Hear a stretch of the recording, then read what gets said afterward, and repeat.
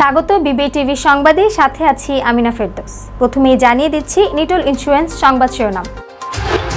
রাষ্ট্রপতির সঙ্গে প্রধান বিচারপতির নেতৃত্বে 4 বিচারপতির সাক্ষাৎ।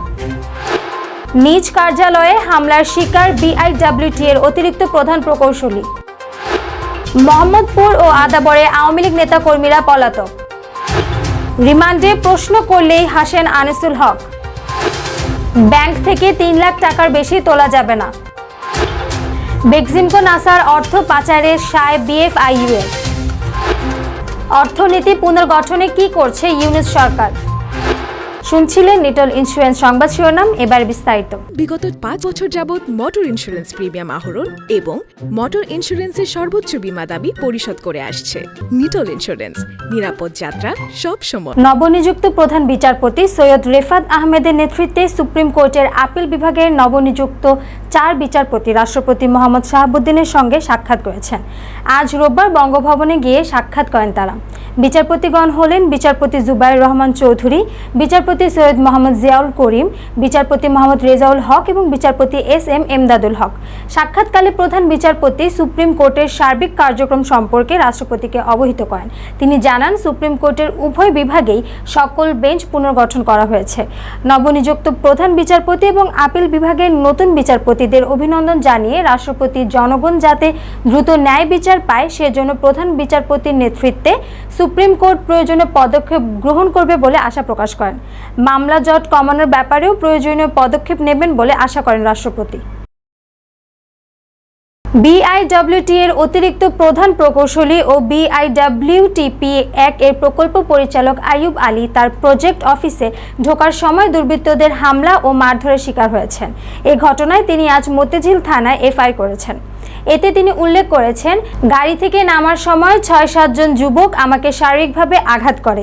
এতে আমি বুকের ডান দিকে, বাম হাতে এবং মাথায় প্রচণ্ড আঘাত পাই। আমার দপ্তরের অফিস সহকারী ও গাড়ি চালক আমাকে উদ্ধারের চেষ্টা করলে তাদেরকেও আঘাত করে হামলাকারীরা। উল্লেখ্য, হামলার একটি ভিডিও পাওয়া গেছে। এতে দেখা গেছে কিছু বুঝে ওঠার আগেই কয়েক যুবক তাকে উপর্যুপরি কিল ঘুষি মারতে থাকেন। 5ই আগস্ট শেখ হাসিনা সরকারের পতনের পর রাজধানীর মোহাম্মদপুর ও আদাবর এলাকায় আওয়ামী লীগ, যুবলীগ, ছাত্রলীগ সহ অঙ্গ সংগঠনের সব নেতাকর্মী পলাতক রয়েছেন।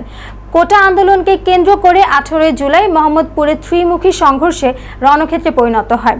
এই সময় পুলিশের পাশাপাশি স্থানীয় আওয়ামী লীগ, যুবলীগ ও ছাত্রলীগ সহ বিভিন্ন অঙ্গ সংগঠনের নেতাকর্মীদের আগ্নেয়াস্ত্র হাতে শিক্ষার্থীদের ওপর গুলি ছুটতে দেখা যায়। তাদের গুলিতে 18 থেকে 20 জুলাই 3 দিনে অন্তত 15 শিক্ষার্থী নিহত হন। পরে 3 ও 4 আগস্টেও মোহাম্মদপুর বাস স্ট্যান্ড এলাকায় তারা গুলি চালিয়ে শিক্ষার্থীদের হত্যা করে। পরদিন হাসিনার পতনের পর থেকেই সবাই আত্মগোপনে চলে গেছেন বলে স্থানীয়রা জানান। রাজধানীর মিন্টো রোডে ঢাকা মহানগর গোয়েন্দা পুলিশ কার্যালয়ে 10 দিনের রিমান্ডে আছেন সাবেক আইনমন্ত্রী আনিসুল হক। জিজ্ঞাসাবাদের সময় হত্যা মামলায় গ্রেফতার করা হয়েছে শুনে মুচকি হাসেন তিনি, এমনটাই জানা গেছে। শুক্রবার আনিসুল হকের রিমান্ডের 3য় দিন ছিল। জানা গেছে, জিজ্ঞাসাবাদের সময় হত্যা মামলায় গ্রেফতার করা হয়েছে শুনে মুচকি হেসেছেন তিনি। এই সময় সুপ্রিম কোর্টের অবস্থা জানতে চেয়েছেন তদন্ত কর্মকর্তাদের কাছে। কারা নতুন করে বিচারক হিসেবে নিয়োগ পেলেন সে বিষয়ে জানতে চান আনিসুল হক। জিজ্ঞাসাবাদে একেবারেই স্বাভাবিক ছিলেন তিনি। পুলিশের কোনো প্রশ্নের উত্তরই দেননি সাবেক এই আইনমন্ত্রী। প্রশ্ন করা হলে শুধু হেসেছেন। ব্যাংক থেকে নগদ টাকা তোলার সীমা কিছুটা বাড়ানো হয়েছে। রোববার থেকে একটি অ্যাকাউন্ট থেকে 3 লাখ টাকার বেশি নগদ টাকা উত্তোলন করা যাবে না। পরবর্তী নির্দেশনা না দেওয়া পর্যন্ত এই নিয়ম প্রযোজ্য থাকবে। শনিবার ব্যাংকের ব্যবস্থাপনা পরিচালকের এক জরুরি বার্তায় এই নির্দেশনা দিয়েছে বাংলাদেশ ব্যাংক। বাংলাদেশ ব্যাংকের নির্দেশনায় বলা হয়, নিরাপত্তার কারণে শাখায় টাকা স্থানান্তর করতে সমস্যা হচ্ছে। এই জন্য এক হিসাব থেকে 3 লাখ টাকার বেশি উত্তোলন করা যাবে না। চেকের মাধ্যমে লেনদেন তদারকি জোরদার করতে হবে, পাশাপাশি সন্দেহজনক লেনদেন বন্ধ করতে হবে। তবে একজন গ্রাহক নগদ টাকা উত্তোলন করতে না পারলেও যে কোনো পরিমাণ নগদ টাকা স্থানান্তর ও ডিজিটাল লেনদেন করতে পারবেন। কিভাবে ঠেকাবেন অর্থ পাচার? যারা এই কাজে নিয়োজিত তারাই প্রত্যক্ষ এবং পরোক্ষভাবে অর্থ পাচারের সহায়তাকারী। বেক্সিমকো ও নাসা সহ রাজনৈতিকভাবে বিভিন্ন প্রভাবশালী গ্রুপের অর্থ পাচারের সময় সম্পূর্ণ চুপ ছিল বাংলাদেশ ফাইন্যান্সিয়াল ইন্টেলিজেন্স ইউনিট। এই অপকর্মে বিএফআইইউ এর সদ্য পদত্যাগী প্রধান একা নন, তার সঙ্গে অন্তত অর্ধ ডজনেরও বেশি কর্মকর্তা জড়িত ছিলেন। তাদের বিরুদ্ধে উঠেছে অর্থ পাচারের সহায়তা ও ঘুষ নেওয়ার অভিযোগ। শেখ হাসিনা সরকার পতনের আগেই অনেকটা ধ্বংস করেছে দেশের অর্থনৈতিক ব্যবস্থা। হাসিনার পতনের পরই অন্তর্বর্তীকালীন সরকারের দায়িত্ব নেন নোবেলজয়ী অর্থনীতিবিদ প্রফেসর ডক্টর মোহাম্মদ ইউনূস। উপদেষ্টা হওয়ার পর বাংলাদেশ ব্যাংকের গভর্নর হিসেবে নিয়োগ দেওয়া হয়েছে ডক্টর আহসান এইচ মনসুরকে। দায়িত্ব গ্রহণের পর ডয়চে ভেলের সঙ্গে এক সাক্ষাৎকারে তিনি বলেছেন, লুটপাট, অর্থ পাচার বা দুর্নীতি নিয়ে আগামী 100 দিনের মধ্যে ব্যাংকিং খাতের একটি শ্বেতপত্র প্রকাশ করবে বাংলাদেশ ব্যাংক। তার মতে প্রত্যেকটা মন্ত্রণালয় যদি এই কাজটি করে তাহলে সবগুলো একসঙ্গে নিয়ে সরকারের পক্ষ থেকে একটা শ্বেতপত্রটা প্রকাশ করা যেতে পারে।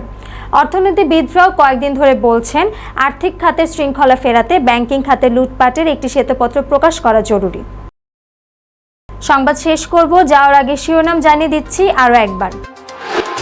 রাষ্ট্রপতির সঙ্গে প্রধান বিচারপতির নেতৃত্বে 4 বিচারপতির সাক্ষাৎ। নিজ কার্যালয়ে হামলার শিকার বিআইডব্লিউটি এর অতিরিক্ত প্রধান প্রকৌশলী। মোহাম্মদপুর ও আদাবরে আওয়ামী লীগ নেতাকর্মীরা পলাতক। রিমান্ডে প্রশ্ন করলেই হাসেন আনিসুল হক। ব্যাংক থেকে 3 লাখ টাকার বেশি তোলা যাবে না। বেক্সিমকো নাসার অর্থ পাচারের সায় বিএফআইইউ এর। অর্থনীতি পুনর্গঠনে কি করছে ইউনূস সরকার। বিবিটিভি সংবাদ এ পর্যন্তই। সর্বশেষ সংবাদ জানতে ভিজিট করুন youtube/bbtv এবং ফেসবুকে লগ ইন করুন facebook/bbtv। এছাড়াও আমাদের ওয়েবসাইট ভিজিট করুন www.bbtv.news। এতক্ষণ সঙ্গে থাকার জন্য ধন্যবাদ।